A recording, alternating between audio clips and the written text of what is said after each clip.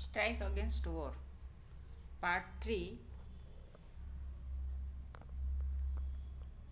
યુદ્ધની સામે હડતાલ. હેલેન કેલર છે પોતાની સ્પીચ છે એ અહીંયા આપે છે અને કહે છે કે a kind of preparedness of workers want is recognisation and reconstruction of their hall life. હવે સજ્જતા, પ્રિપેર્ડનેસ એટલે તૈયારી. વર્કર્સ માટે એ તૈયારી છે કે તેઓ વોન્ટે છે રેકોગ્નાઇઝેશન પોતાનું ઓળખાણ અને રિકન્સ્ટ્રક્શન અને એના જીવનનું પૂરેપૂરું રિકન્સ્ટ્રક્શન એટલે પુનઃનિર્માણ વર્કરોને માટે જરૂરી છે અને એના માટે સજ્જ થવાનું છે. Such as has never been attempted by statesman of government. અને સચ એઝ અને આના જેવું, સેમ એઝ અને સચ એઝ એટલે એના જેવું જ, જે કદી પણ અટેમ્પ્ટ નથી થયું. કોના દ્વારા? તો કે સ્ટેટ્સમેન. સ્ટેટ્સમેન એટલે રાજનેતાઓ અથવા તો ગવર્મેન્ટ દ્વારા, રાજનીતિજ્ઞ દ્વારા. વર્કર્સો માટેનું જે પુનઃનિર્માણ અને રેકોગ્નાઇઝેશન, રિકન્સ્ટ્રક્શન એન્ડ રેકોગ્નાઇઝેશન છે એ ક્યારે પણ અટેમ્પ્ટ થયું નથી એવું હેલન કેલર કહે છે પોતાની સ્પીચની અંદર. The Germans found out years ago that they could not raise good soldiers in the slums, so they abolished the slum. હવે જર્મન્સની અંદર જોવા મળ્યું, શોધી કાઢ્યું કે વર્ષો પહેલા તેઓએ શું તો કે સ્લમ એરિયા, સ્લમ એટલે ઝૂંપડપટ્ટીની અંદર કોઈ પણ સારો સૈનિક છે એ ઉત્પન્ન ન થયો. એટલા માટે તેઓએ શું કર્યું? સ્લમ્સ તે એબોલિસ્ટ એટલે નાબૂદ કર્યું. એટલા માટે એણે ઝૂંપડપટ્ટીને નાબૂદ કરી. ક્યાંય પણ ઝૂંપડપટ્ટી રહેવા દીધી નહીં. They saw to it that all the people had at least a few of the essential civilization. હવે they saw, see નું સો થયું પાસ્ટ ફોર્મ. તેઓએ જોયું કે all the people had બધા જ લોકો પાસે એટલીસ્ટ એટલે ઓછામાં ઓછું few essential એટલે જરૂરી સંસ્કૃતિ, સિવિલાઇઝેશન હોવું જોઈએ. ડિસેન્ટ એટલે યોગ્ય. લોજિંગ એટલે રહેવાનું ખાવાનું.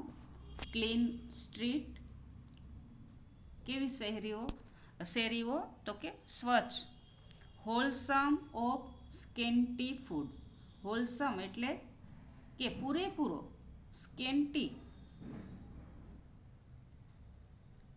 પૂરેપૂરો નહીં તો ઇફ સ્કેન્ટી એટલે થોડો ખોરાક. અને પ્રોપર મેડિકલ કેર, સંપૂર્ણ એટલે પોષણયુક્ત ખોરાક અને પ્રોપર મેડિકલ કેર યોગ્ય વૈદ્યકીય સારવાર. એન્ડ પ્રોપર સેફગાર્ડ્સ સલામતી યોગ્ય પ્રમાણમાં હોવી જોઈએ.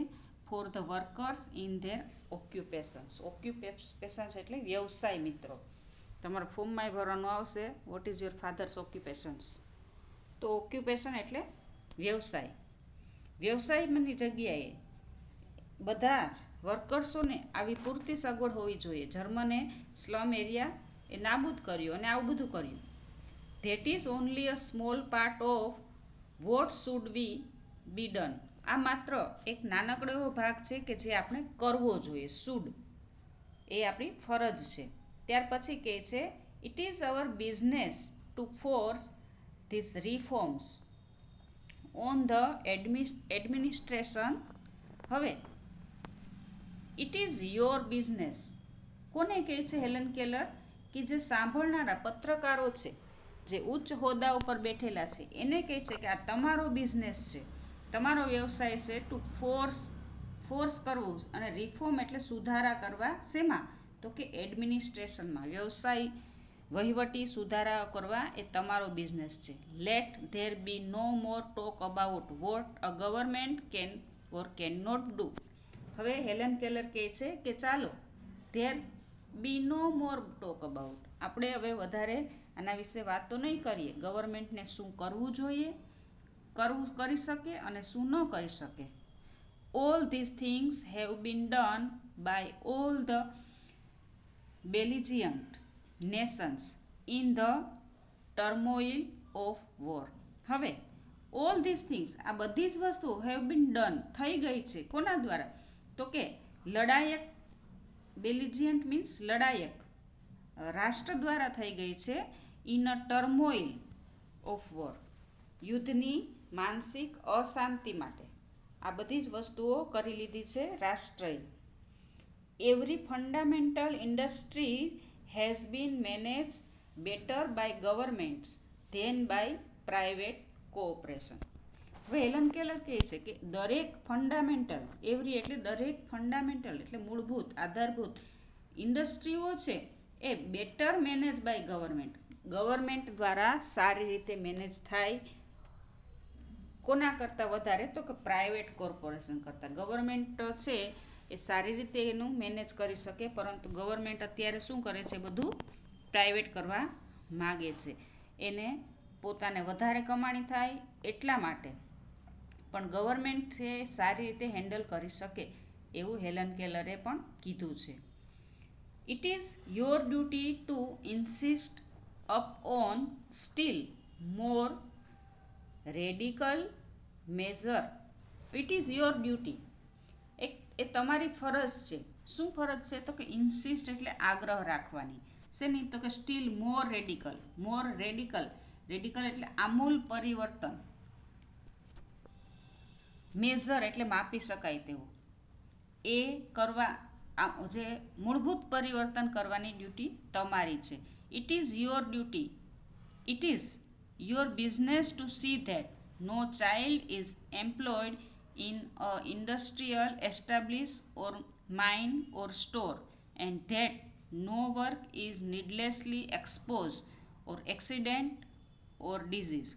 હવે it is your business, Helen Keller કહે છે તમારો બિઝનેસ છે એ જોવાનો કે નો ચાઇલ્ડ ઇઝ એમ્પ્લોયડ, કોઈ પણ બાળક છે બાળમજૂરી કરતા ન હોવા, નો ચાઇલ્ડ એમ્પ્લોયડ, એને બાળમજૂરી કહેવાય.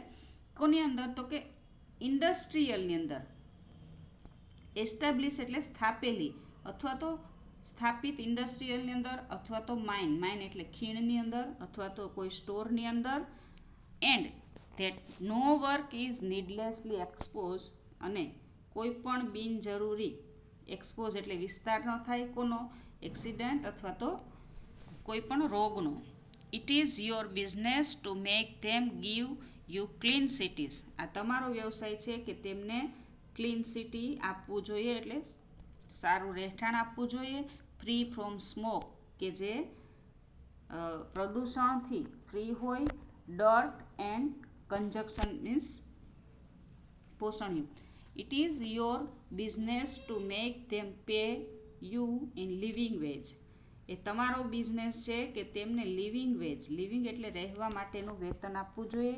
It is your business to see that, એ જોવાનો તમારો વ્યવસાય છે કે this kind of preparedness is carried into every department of nation, કે આ પ્રકારની તૈયારી છે એ રાષ્ટ્રના દરેક ડિપાર્ટમેન્ટમાં થાય છે.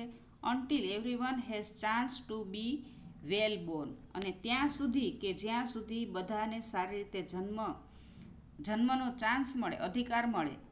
વેલ નોરિશિસ, સારું પોષણ મળે. રાઇટલી એજ્યુકેટેડ, હવે સારું શિક્ષણ મળે. ઇન્ટેલિજન્સ, અને એ હોશિયાર બને. અને serviceable to the country at all time, અને દેશને સર્વિસેબલ એટલે દેશની સેવા માટે કન્ટ્રીમાં, દેશમાં દરેક સમયે તૈયાર રહે. તો આ બધું જોવાની નો બિઝનેસ એ તમારો છે એવું હેલન કેલર છે એ બધા ઉચ્ચ હોદ્દાઓ પરના વ્યક્તિને ઉદ્દેશીને કહે છે. Strike against all ordnance and lose and instructions that continue the slaughter of peace and the cruelty of war. હવે છેલ્લે હેલન કેલર એવું કહે છે કે સ્ટ્રાઇક અગેન્સ્ટ, સ્ટ્રાઇક એટલે હડતાલ કોની સામે છે? તો કે ઓલ ઓર્ડિનન્સ, બધા જ વટહુકમો અને લો એટલે કાયદાઓ અને સૂચનાઓ કે જે કન્ટિન્યુ, જે સતત સ્લોટર ઓફ પીસ એટલે શાંતિની હત્યા કરનાર છે, અને ધ ક્રુઅલ્ટી ઓફ વોર અને યુદ્ધની ક્રૂરતા છે એની સામે હડતાલ છે. સ્ટ્રાઇક અગેન્સ્ટ વોર એની સામે હડતાલ છે. For without you no battles can be fought. હવે કે જે બેટલ્સ છે લડવાની નથી હોતી, છતાં પણ એ યુદ્ધો થાય છે, એની સામે હડતાલ છે. Strike against manufacturing scrap and gas bomb and all other tools of murder.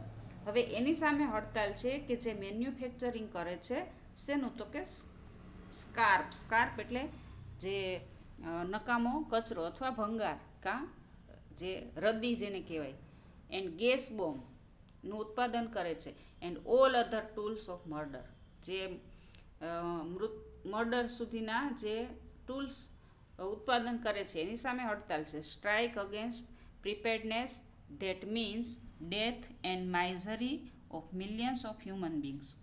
અને એની સામે હડતાલ છે કે પ્રિપેર્ડનેસ એ સજ્જતા થવા માટે કે જે એટલે કે જે મૃત્યુની સામે, અને misery millions of human being અને લાખો માણસોની ના દુઃખની સામે હડતાલ છે. Be not dumb obedient slaves in an army of destructions. હવે બી નોટ ડમ બનો નહીં, શું ડમ એટલે મૂંગા, ઓબિડિયન્ટ સ્લેવ ન બનો, આજ્ઞાકીત ગુલામ ન બનો. કોના, તો કે આર્મી ઓફ ડિસ્ટ્રક્શન. જે ડિસ્ટ્રક્શન અને કન્સ્ટ્રક્શન, કન્સ્ટ્રક્શન એટલે બંધારણ, ડિસ્ટ્રક્શન એટલે વિનાશના સૈન્યના તમે ગુલામ ન બનો. બી અ હીરો ઇન એન કન્સ્ટ્રક્શન. જો કન્સ્ટ્રક્શન છે એનું એ બંને ઓપોઝિટ છે, તો તમે એક હીરો બનો કે જે સર્જનાત્મકના હીરો બનો, સર્જન બનાવવાના હીરો બનો, પણ ડિસ્ટ્રક્શન માટેના આર્મી ન બનો. તો અહીંયા હેલેન કેલરે વર્કર્સોને ધ્યાનમાં રાખી અને સરસ મજાની સ્પીચ આપી છે. આમાંથી તમને જે માર્વેલ આપી છે એની શોર્ટ નોટ છે એ નોટબુકમાં લખવાની છે, એના MCQ વાંચી લેજો. આમાંથી MCQ અને શોર્ટ નોટ બંને પૂછાય છે, બહુ જ અગત્યની છે શોર્ટ નોટો, એટલા માટે મિત્રો આવજો.